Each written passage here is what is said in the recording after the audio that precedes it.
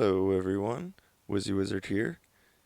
Today I wanted to do something a little bit differently on my channel.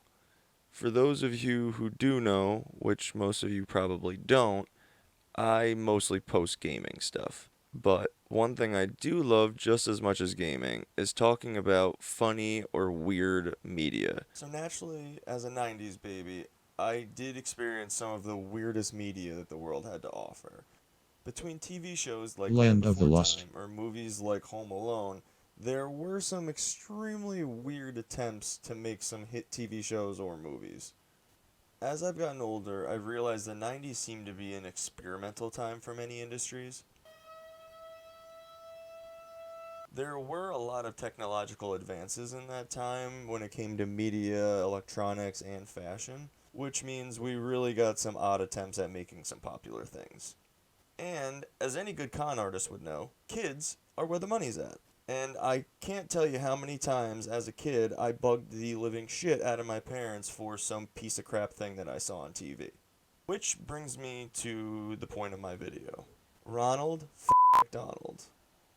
This crazy ass clown was everywhere in the 90s. I can still remember walking into McDonald's and there being this creepy bench with a statue of Ronald McDonald just sitting there with his arm around you. And then I always thought to myself, why is this here? Like, who actually sits in this uncomfortable bench with this creepy clown next to it? Most kids nowadays will remember McDonald's for their huge play areas and their cheap food.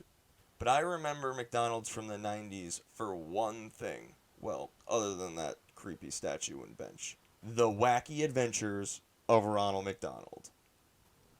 For those of you who have no idea what I'm talking about, The Wacky Adventures of Ronald McDonald was a 6-part TV movie series from like 1998 to 2003.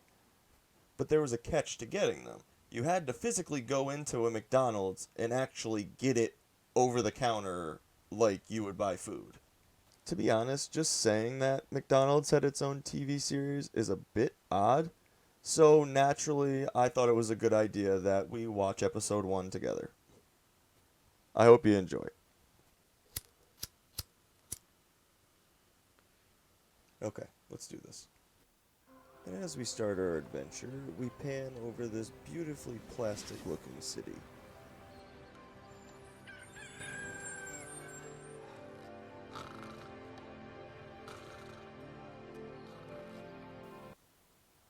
Is that a fire pole?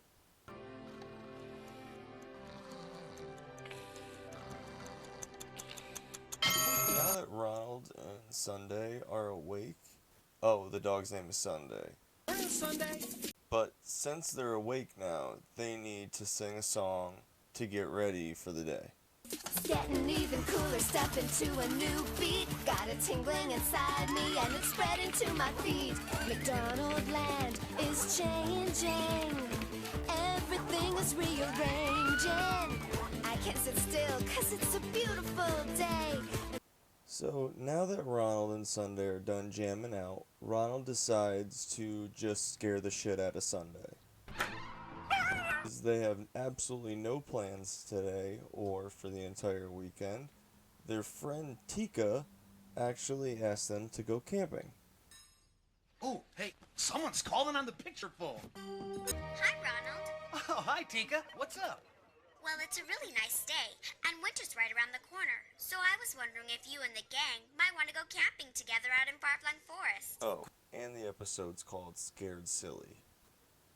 I love how this McDonald's TV series has its own, lore and universe where there's all this futuristic technology that Ronald McDonald and his friends are using.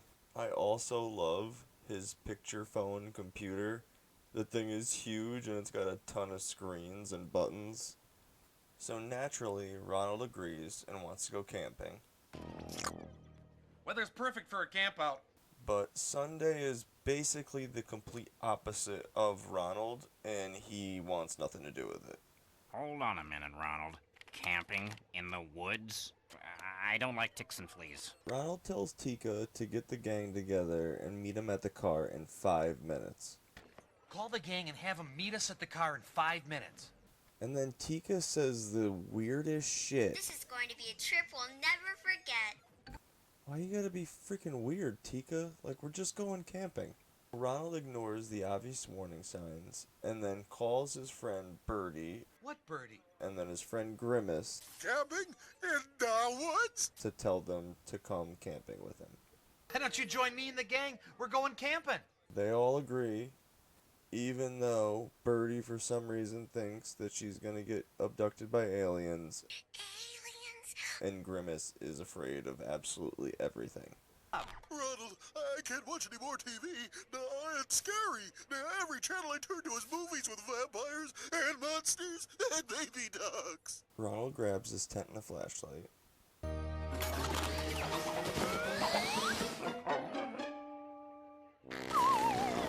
And then the absolute weirdest thing happens. Barflong, here we come.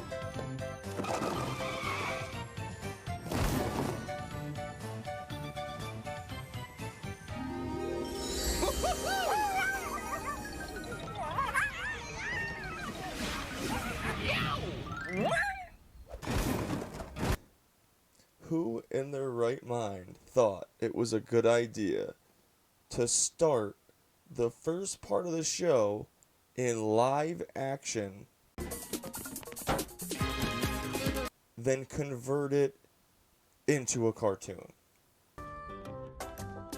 It doesn't make any sense to me at all. Another day in McDonaldland. Couldn't have said it better myself, Sunday. So then Ronald and Sunday decide to get the car ready for the ship.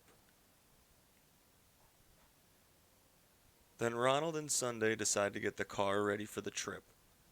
Fun fact, Ronald's car is actually the grandfather of Lightning McQueen from the movie Cars.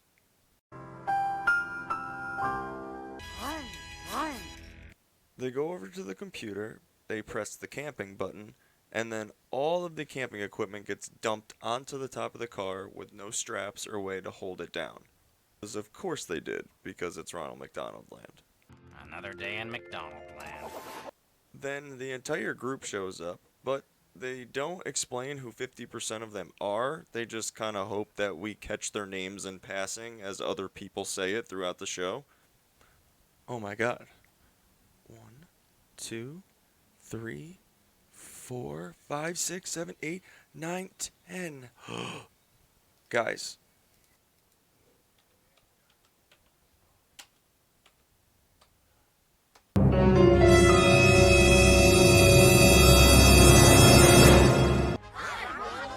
So what I'll do is make it easy and break down the entire team for you. Briefly, we did already meet Tika, Birdie, and Grimace. The next addition is the Hamburglar. Then these pom-pom looking things with legs are called the Fry Kids. They don't have individual names, it's just the Fry Kids.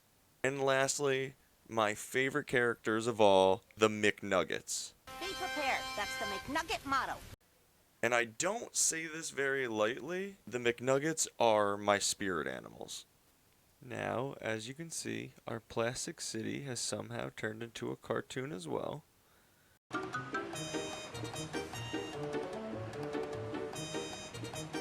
So there's that. So they didn't really think through the travel arrangements because now everyone's getting pissed off at each other because they decided to shove 10 people into the back 2 seats of a station wagon. Hey, what's the tail? Come on. Could we be any more crowded? And then for some reason, Sunday the dog, the Fry Kids, and only 2 of the McNuggets are in children's car seats in the back. But then the one McNugget is in the middle seat without a car seat, which kind of seems a little bit unfair if you ask me. Then yet again, Tika's got some weird shit to say to try to scare everybody before the camping trip. I've always wanted to go camping in Far-Flung Forest, but I've always been too afraid. I don't really understand why Tika is being so obvious about whatever plan that she's cooking up for this camping trip. Right? What? Who? I don't know about you, but I don't trust her at all. I've heard stories. So Tika keeps going on about some monster in the forest. The far-flung phantom. A ghost that walks the night. Don't ghosts float? and preys on unsuspecting campers. Hamburglar's a creep, so obviously he's loving this nonsense. Now this is my kind of story. And whenever campers get near it, they get swept away by floods. Nobody's ever seen the Phantom and live. What the hell, Tika? You're trying to drown everyone? Sounds perfectly awful. What she said. Like, I was expecting something a little bit more tame than threatening everybody with a flash flood. And live. What a savage. Naturally, some of the gang starts to get a little creeped out. Then, thankfully, Ronald steps in to start to discredit Tika's bullshit. Camping in far-flung forests for years. I haven't seen any Phantom. And then he strikes up a random-ass song. A drive-in song. Doors in the far-flung forest is the best, of course. If you want to get close to the greenery, then camping in the wild is the place to be. Don't get me wrong, I remember these episodes being extremely weird, but I, for some reason, do not remember these trying to be some half-ass version of a musical. And squirrels. And fish. And frogs. Caves and rocks.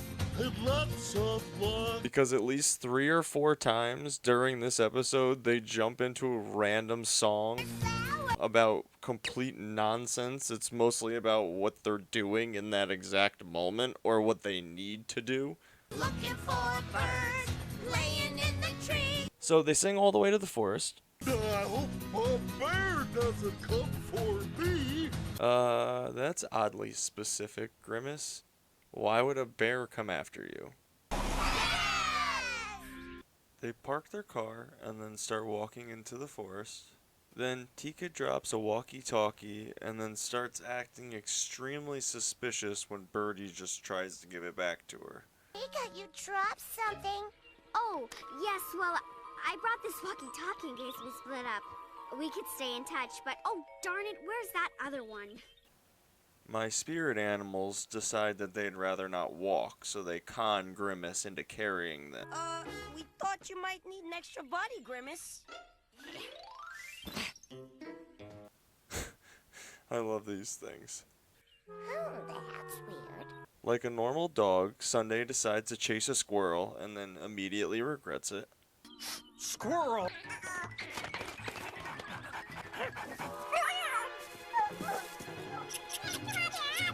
Then this random camera just comes out of a branch in the tree.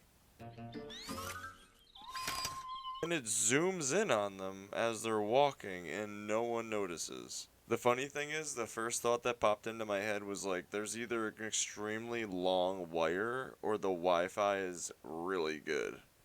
I did say previously that they obviously didn't think too much about the travel arrangements, and this couldn't be more obvious right now. So all of them are walking through the woods to the campsite, and everyone is miserable. We've got another 3 hours till we make camp. Except Ronald. Isn't there an easier way? Then in another random moment, Hamburglar tells Ronald to... Why don't you whip up something magical, Ronald, and we could get there in no time, eh? Which at first, you would take it as a joke because, I mean, Ronald doesn't yell magical.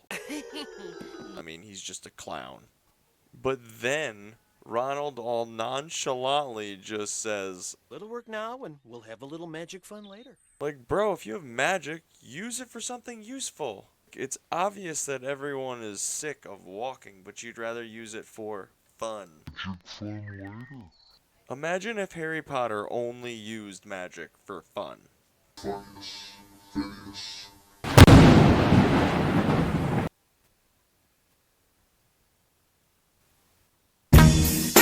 must be some way of getting him to use his magic. I don't see what everybody's complaining about. Obviously, Hamburglar's a little pissed off, so he does anything that anyone who's pissed off at their friends would do. Now let's see if this quizzical bear call really works. He calls a bear.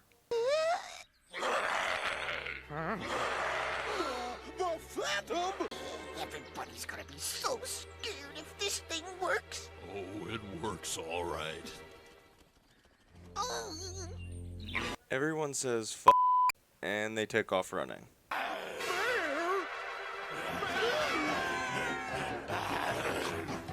Faster, Grimace, faster! Grimace. I apologize for what I said earlier.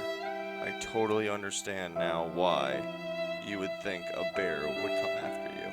Because your friends are freaking crazy. Oh my god, Jesus, this bear looks insane. Holy crap. So then, Ronald gets all happy about his map.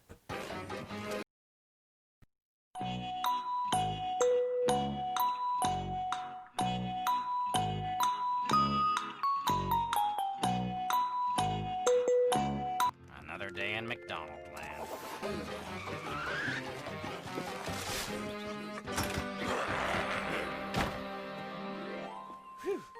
That's it. It just runs right in. Man, I bet they're so exhausted now from just getting chased by a bear. People, so let's get cracking. I wonder what they're gonna do next. Pitching tents and gathering wood. Time to work, no time for food. Time to set up camp. Did they not just get chased by a bear? Let's go, let's go. We're running from a bear. Okay, so they do acknowledge that they were chased by a bear. Let's go, let's go. Get those pegs in the ground. Let's go, let's go. So we can play around. Let's go, let's go. Don't be slow. Show the experts what you know. A song. Really, a song right now. Ronald and Sunday decide to take a My fantastic, it's talk. Hey, what's that? It's some kind of old house. Hamburglar finds a sheet that's perfectly cut out as a ghost and then decides to use that and scare all of his friends. Somehow, it just starts circling around without him doing really anything other than just pulling it up with the rope. The thing I will say is I never understood why ghosts were always portrayed as, like, sheets. I never understood that. Anyways, they find Hamburglar. Hamburglar, you little... And Tika and the McNuggets randomly disappear. Where's Tika and the Nuggets?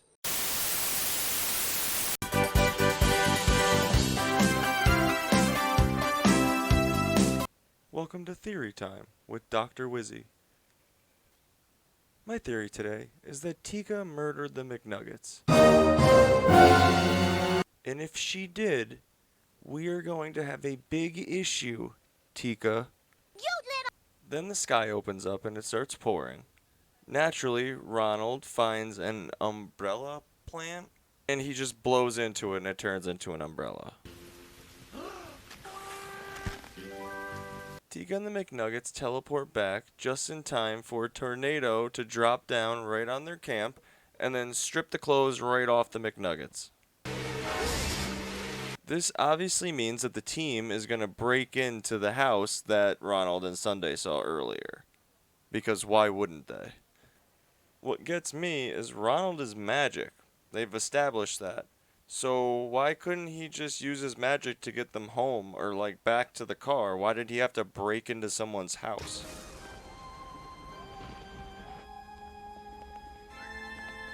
Then they're walking through this cliche haunted house when another camera forms from a light and just zooms in on them again. And of course, another song.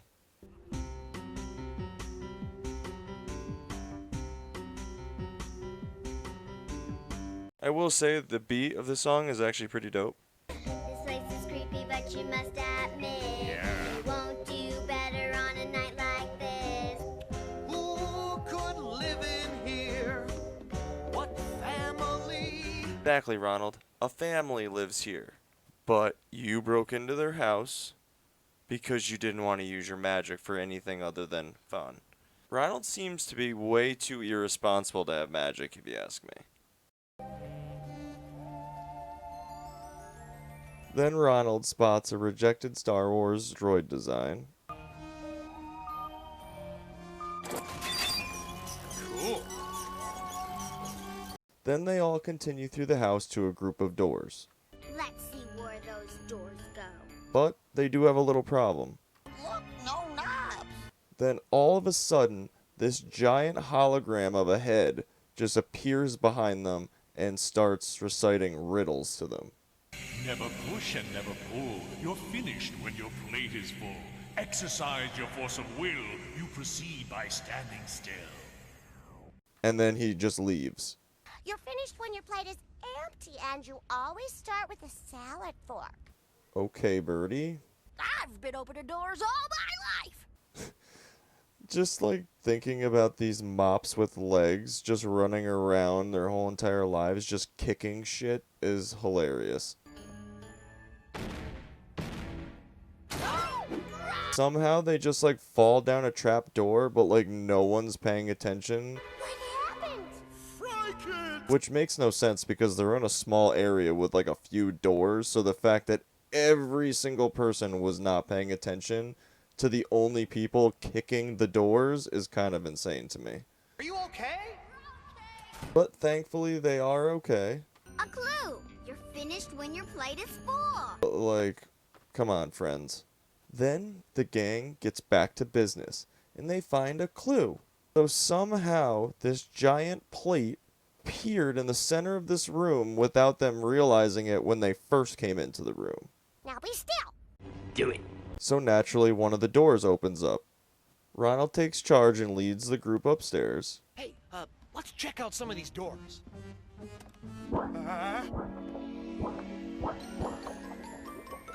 Oh my God, what the hell? If I ever had a door fly away from me, I would not be hanging out there. Here's the phone. Let's call for help. Then Birdie finds a phone room. A phone room. And no one thinks this is weird, so they all file right into the room together. Yeah, but not for long.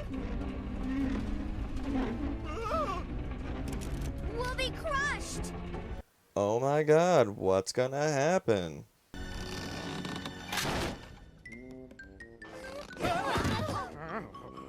Are you kidding me? We gotta be more careful. I don't know about anybody else, but I think there's some weird shit going on in this house. Hamburglar finds a library and they all go inside, ignoring the fact that every single door they've gone into previous to this has led in disaster. Oh, look, a lever. Don't do it, man. Hamburger. What the My nuggets! You bastard! Maybe if I put the bookcase back. Which part of don't touch anything didn't you understand? Seriously, stop touching shit, man. And then somehow a maze grows out of the floor. We're in a maze. Then Hologram Guy decides to show up again and give everybody another riddle, which really isn't a riddle because he just tells them what to do. It's not hard to understand. Find the door with your left hand. But somehow Birdie still doesn't understand. I don't care what it says. I don't understand it. My uncle has one of those big hedge mazes, and there's a trick to getting out. Why would your uncle have a hedge maze? Like, of all things for your uncle to have, he has a hedge maze. You just start walking with your left hand touching the wall to your left. He absolutely could have just told them how to get out of there without mentioning his weird uncle's hedge maze. But if you don't ever lift your hand from the wall, eventually you'll find your way out. And after Ronald explains how to get out of the maze, Tika is ready for action. Let's give it a try. Oh, another song? Okay. How do we know what to do? If we hold hands and follow the clue, we'll soon find our way through. Just singing about what they're doing again. We're in a maze. We must follow the clue. Yeah, no, I'm good. Then they finally sing their way out of the maze. Then Tika is back to saying her weird bullshit. I knew Ronald could get farther than I ever could. So what she's saying is she's been here before? Like, what'd she do? Just get, like, stuck in the maze? And things keep getting weirder and weirder when they get to the next door, but it keeps shifting around the room so no one can grab it. Birdie continues to say stupid things. These walls keep moving. How are we going to get to that door? But of all of them, Grimace is the one that comes up with the plan. Spread out in a circle. He says that they should all back up in a circle to make sure that the door can't shift away from any of them. Which honestly is a really good plan. This is so exciting. This is the farthest I've ever gone. See, now Hamburglar, the asshole of the group, What? is even starting to get suspicious of Tika. Grimace is the one that touches the door and the room just disappears. Then the floating head comes out again and gives everybody some information. I am Franklin, and this is my game, and you are intruders.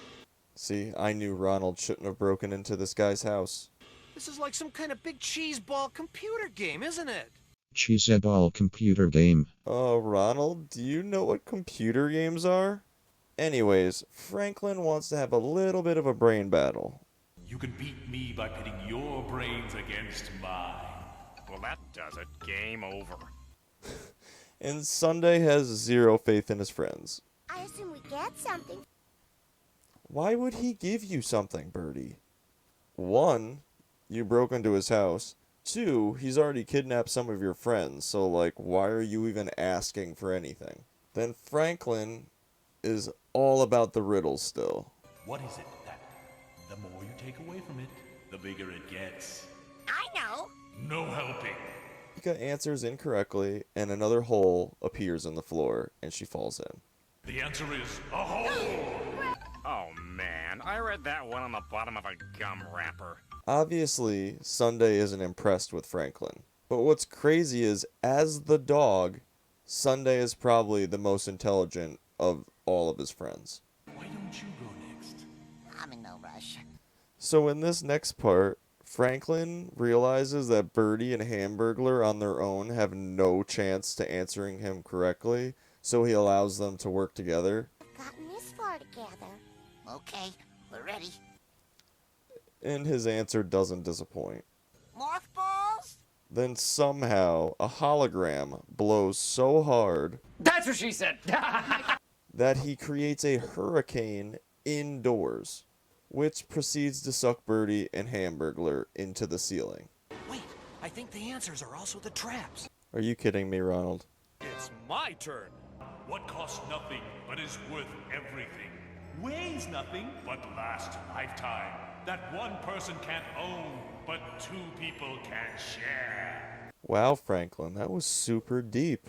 Then Ronald starts like yelling the riddle back at Franklin like it's gonna make a difference. Weighs nothing, but lasts a lifetime. The answer is friendship. No! Franklin sounds like he just got shot, and then just starts yelling at them. No fun, no fun! Franklin completely disappears and leaves Ronald, Sunday, and Grimace completely in the pitch black by themselves. It's a wire that leads to a TV camera. You're just mad because somebody beat you. Yep, Franklin's a kid. They haven't beaten me yet. Anyway, you've never made it past the 2nd level. And of course, Tika is working with him. That slimy bitch. And these nuggets? Pathetic. Whoa, Franklin, what an asshole. Really quick disclaimer, I'm just going to ignore the fact that the McNuggets had anything to do with this. Without these pathetic nuggets, you never would have been able to lure Ronald here in the first place. So if you don't mention it, I'm not going to mention it. I have to figure out what to do with Ronald next. How about saying 2 words? Eat shit. 2 words! Dickhead. Nice hairdo. Nobody gets into my lab. Nobody. Do you understand? You win! Rats. Oh, rats, you got me. Then Franklin's dad, the true homeowner, comes home, and he's pretty ticked off at his son. Are coming with me, young man. Oh rats, I messed up.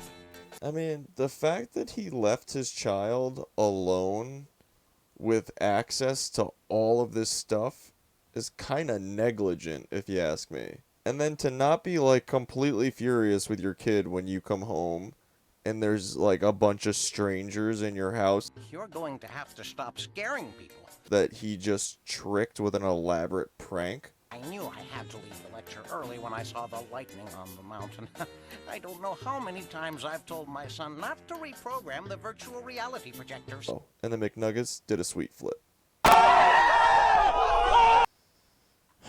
Then more Tika bullshit. Sorry I tricked you, Ronald. But I really wanted you to play the game. And I couldn't think of any other way. I couldn't think of any other way, so I decided to trick all of you people by making up this fake camping trip so I could somehow do a virtual reality game with one of my friends from school. That slimy bitch. So Ronald forgives her immediately and he just wants to go back camping. Then this spoiled brat Franklin gives this half-ass apology so he can just insert himself into the camping plans. I'm sorry. Now can we go camping? And then they all go camping and happily ever after. Oh yeah, and then it goes back to live action for a couple minutes. But one thing I will say is I was paying attention to this movie that they're watching at the end. It's gigantic. And oh my god. Why did I have to sit on that egg? Why? The name is science. Let me get this straight. This is the same baby dinosaur that the scientist hatched in the first movie? Right, but now he's a full-grown teenager with an appetite for destruction. But then the episode ends on a lighter note. With a friend like you, I'm not afraid of anything. Oh yeah, don't forget. This is your very own clown, Ronald McDonald. Hoping I'll see you next time, live At the local Burger King. So this was super fun to go through again. I did remember some like vague parts, but like I hadn't watched it in about 10 years, so it was just a lot weirder than I can remember. And what's crazy is a lot of people when they were kids just like me loved this. And they did like the other 5 episodes as well, which I do plan on doing videos about. But man, children's media has changed a lot. But yeah, I had a great time working on this. This is something completely different than I've ever done. Most of my stuff has been kind of safe and been basically gaming related only. But I have obviously other interests than just gaming, and weird media is one of those. And I absolutely love being able to go back to some of the stuff that I used to watch as a kid, and now looking at how odd and cringy it is just makes my day. And I bet you there's so much more out there that I just have no idea about. So if anybody has any old shows that they watched as a kid or movies that you don't really hear about anymore, feel free to drop them in the comments. I'd love to hear, maybe even watch some of them. Thank you to anybody that watched, like seriously, I truly appreciate it. I hope you enjoyed it. You're all amazing. Stay safe out there, and Wizzy Wizard out.